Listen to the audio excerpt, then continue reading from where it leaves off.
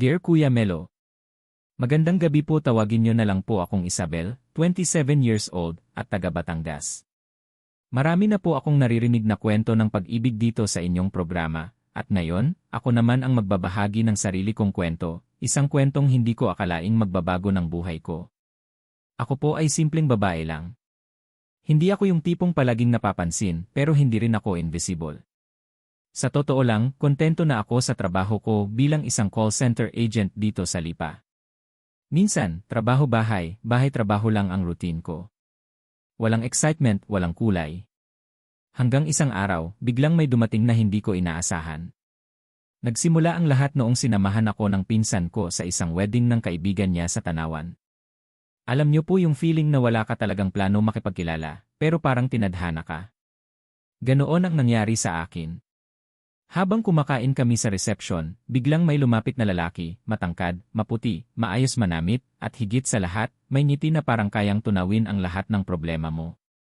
Tinanong niya ako, "Hi miss, pwede bang makiupo?" Puno kasi yung kabilang mesa. Hindi ko alam bakit parang nag-init yung pisngi ko noon, pero syempre, pumayag ako. Doon ko siya nakilala. Ang pangalan niya Ethan. Si Ethan, 29 years old, nagtatrabaho sa Maynila bilang architect. Mula sa unang pag-uusap namin, parang may kakaibang spark. Hindi ako madalas nakaka-feel ng ganoon.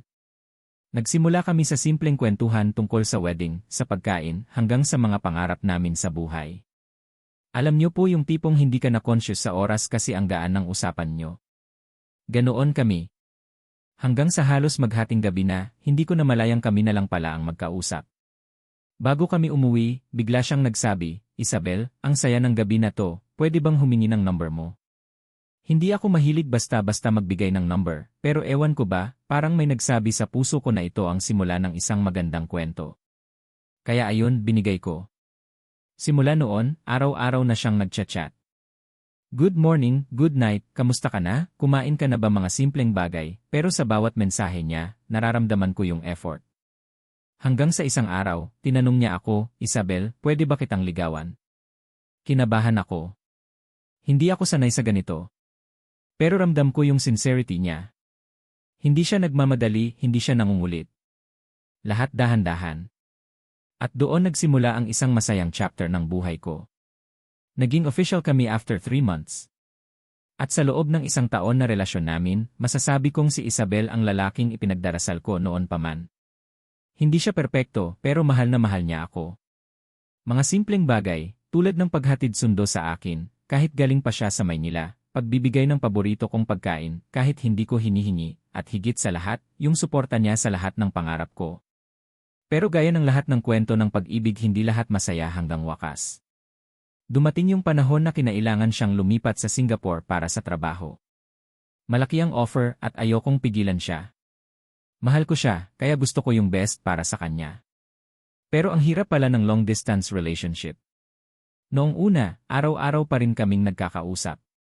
Video calls, chat, lahat para lang maramdaman namin ang isa't isa. Pero habang tumatagal, nag-iba na. Laging busy si Ethan. May mga araw na hindi siya makapag-reply, may mga gabing hindi na siya tumatawag. Hanggang sa dumating yung araw na bigla na lang siyang nag-send ng mahabang mensahe. "Isabel, pasensya ka na. Hindi ko na kayang ipagpatuloy ito, ayokong masaktan ka pa. Alam kong deserve mo yung taong nandyan lagi para sa'yo. Hindi ko kayang ibigay yun ngayon." Parang gumuho ang mundo ko nung nabasa ko yon. Umiiyak ako buong gabi. Hindi ko matanggap. Akala ko siya na. Pero alam niyo kung ano ang masakit. Hindi yung iniwan niya ako, kundi yung wala akong nagawa para pigilan siya. 3 taon na ang lumipas mula nung huling beses kaming nag-usap. May isang bagay akong natutunan, hindi lahat ng mahal natin ay mananatili sa buhay natin. Minsan, sila ang magtuturo sa atin kung paano magmahal at paano masaktan para sa tamang tao na darating. Hanggang ngayon, mahal ko pa rin si Ethan. Pero natutunan kong mahalin muna ang sarili ko. At umaasa ako na balang araw, kung hindi man kami, sana maging masaya siya, kahit hindi na ako kasama sa kwento niya. Pagkatapos ng breakup namin ni Ethan, halos 1 taon akong hindi lumabas ng bahay para sa mga lakad. Dumaan ako sa stage na ayoko nang magmahal ulit. Lahat ng oras ko, binuhos ko sa trabaho. Kapag hindi ako naka-duty, nasa bahay lang ako nanonood ng series o nagbabasa ng libro para lang makalimot. Pero alam nyo, kahit gaano ka pa kalakas, darating yung oras na mararamdaman mong pagod ka ng mag-isa. Isang gabi, umuulan ng malakas. Nasa shift ako noon.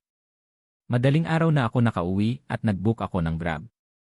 Habang nasa loob ng sasakyan, bigla kong naisip yung mga gabing ako at si Ethan ang magkausap. Yung mga tawanan namin, yung mga plano namin para sa future.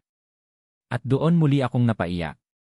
Hindi ko alam kung destiny ba talaga ang naglalaro o trip lang ng tadhana, pero kinabukasan, may bago kaming office mate. Nagulat ako nang makita ko siya. Hindi ko siya kilala, pero sa unang tingin may kakaiba sa kanya. Hindi yung tipong gwapo na gwapo, pero may charm siya. Simple lang. May friendly aura. Ang pangalan niya Alex. Hi, ikaw ba si Isabel? Ah, oo. Ikaw si Alex, di ba? Yung bagong hire? Yes. First time ko dito, medyo naliligaw pa ako sa system. Pwede ba kitang makausap later, baka matulungan mo ako? Sure. Sa break time. Sa simpleng pag-uusap na yon, hindi alam ni Isabel na magsisimula na ang isang bagong kwento. Noong una, hindi ko siya pinapansin masyado. Hindi pa rin ako ready. Pero si Alex, consistent siya. Hindi siya yung tipong mapilit. Lagi lang siyang nandyan. Nag-aalok ng tulong kapag kailangan ko. Nagbibigay ng kape kapag alam niyang antok ako. Mga simpleng bagay pero ramdam ko yung effort. Isang araw, sabay kaming nag-lunch. Doon nagsimula ang mas madalas naming pag-uusap.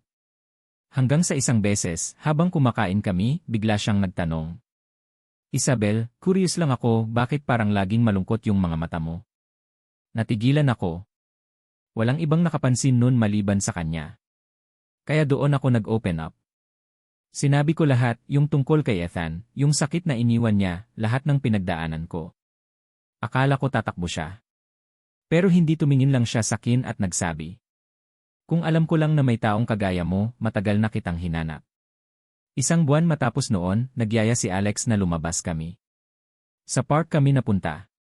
Habang naglalakad, bigla siyang huminto at tumingin sa akin.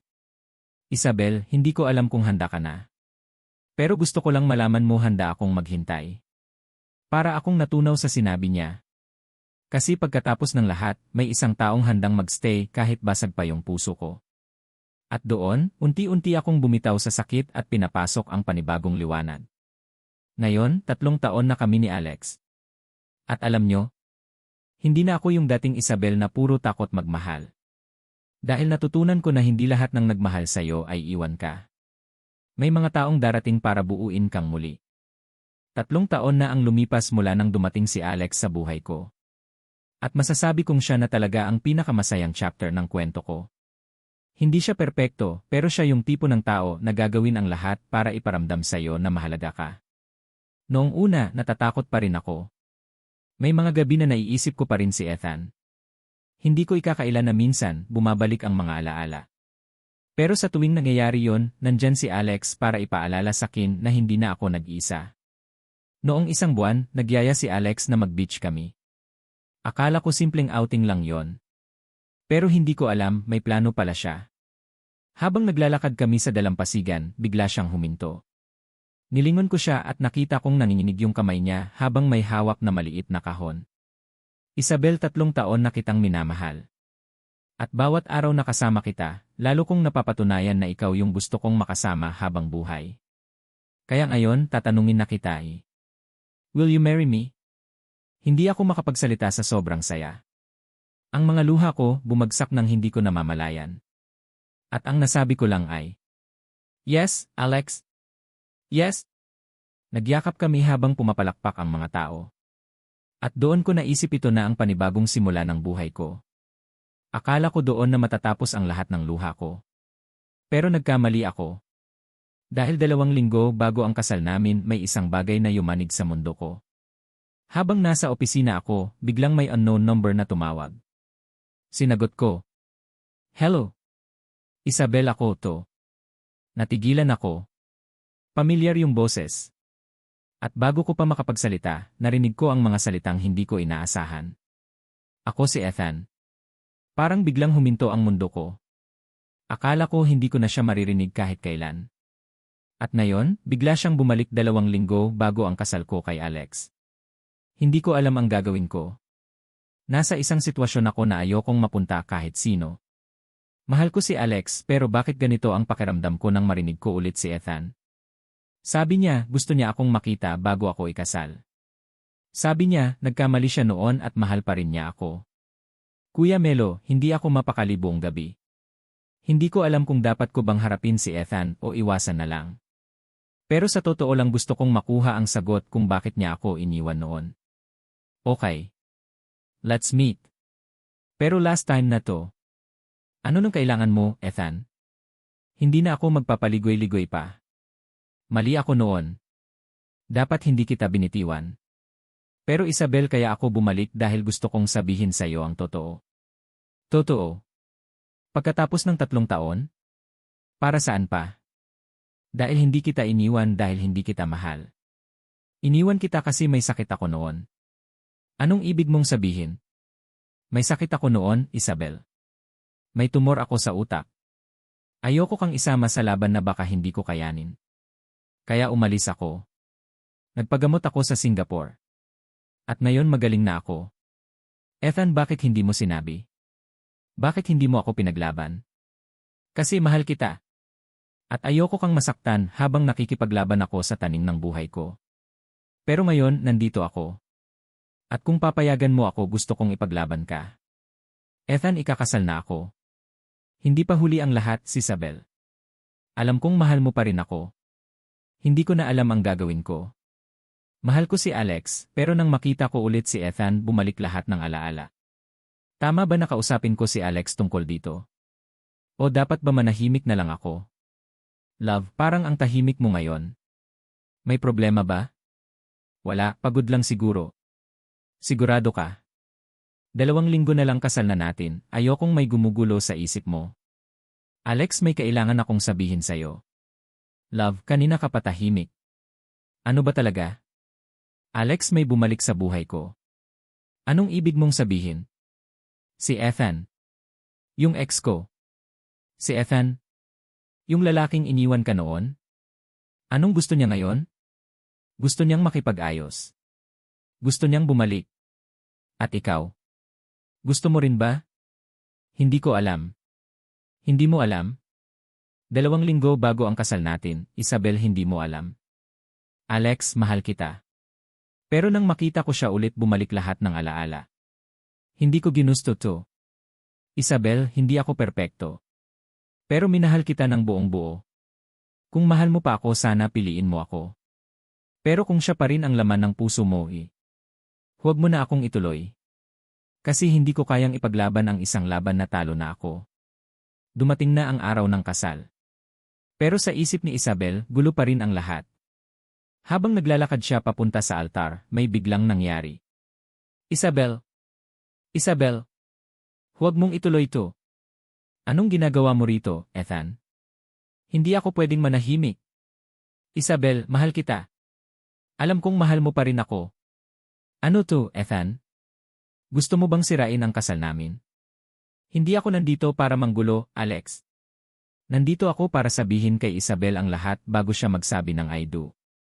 Wala ka ng karapatan. Pinili na niya ako. Sigurado ka bang pinili ka niya ng buong puso niya? Tama na. Tama na kayong dalawa. Hindi ako papayag na kasal ko maging dahilan ng away. Ethan, salamat sa lahat. Pero ang puso ko matagal nang nakahanap ng tahanan. Alex, ikaw ang tahanan ko. Kung saan ka masaya, Isabel, doon ako masaya. Kuya Melo, sa harap ng altar, habang hawak ko ang kamay ni Alex, napangiti ako. Dahil kahit gaano kasakit ang nakaraan, kahit ilang luha ang tumulo, heto ako ngayon, humaharap sa bagong simula. Mahal na mahal kita, Isabel. Mahal na mahal din kita. Sa harap ng Diyos at ng inyong mga mahal sa buhay, handa na ba kayong tanggapin ang isa't isa bilang asawa, sa hirap at ginhawa, sa sakit at saya? Opo, handa kami. Habang isinusuot namin ang singsing, ramdam ko ang lahat ng pinagdaanan namin. Yung sakit, paungulila, at kahit si Ethan na bumalik sa buhay ko noon, lahat ng iyon, naging parte ng paglalakbay namin. At ngayon, nandito kami. Buo, masaya, at handa na sa bagong simula. Isabel, salamat sa pagtanggap sa lahat ng kakulangan ko. Salamat sa pagiging ilaw sa madilim kong mundo. Mahal na mahal kita. Alex, ikaw ang sagot sa lahat ng panalangin ko. Sa wakas, naramdaman ko rin ang pagmamahal na walang takot, walang pag-aalinlangan. Habang sumasayaw kami ni Alex, iniisip ko lahat ng nakaraan, si Ethan, yung lungkot, at lahat ng pangamba. Pero ngayon, ramdam ko na lahat ng iyon ay nagturo sa akin kung paano magmahal at magpatawad. At higit sa lahat, paano maging bukas sa tunay na kaligayahan. Isabel, Alex, salamat sa pagpaalala sa amin na ang pag-ibig ay hindi lang basta kwento sa libro, ito ay tunay, puno ng sakripisyo, at may masayang wakas. Ngayon, masaya ako, si Alex ang aking katuwang, at habang magkasama kami, alam ko na walang hangganan ang pagmamahal na nararamdaman ko. Salamat sa lahat ng naramdaman ko sa nakaraan, lahat iyon ang nagdala sa akin sa kanya. Ang buhay ay puno ng sorpresa, luha, at tawanan. Pero sa huli, kapag pinili mo ang taong karapat-dapat sa'yo, ramdam mo, lahat ng paghihintay ay sulit. Ito na ang simula ng aming kwento, isang bagong kabanata na puno ng pagmamahal, pag-asa, at walang katapusang saya. Salamat sa lahat ng sumuporta sa akin sa aking journey. Salamat kay Alex sa pagiging aking forever. At kay Ethan, salamat sa mga alaala at sa pagturo ng tunay na kahulugan ng pagmamahal. Hanggang dito na lang nagmamahal. Isabel.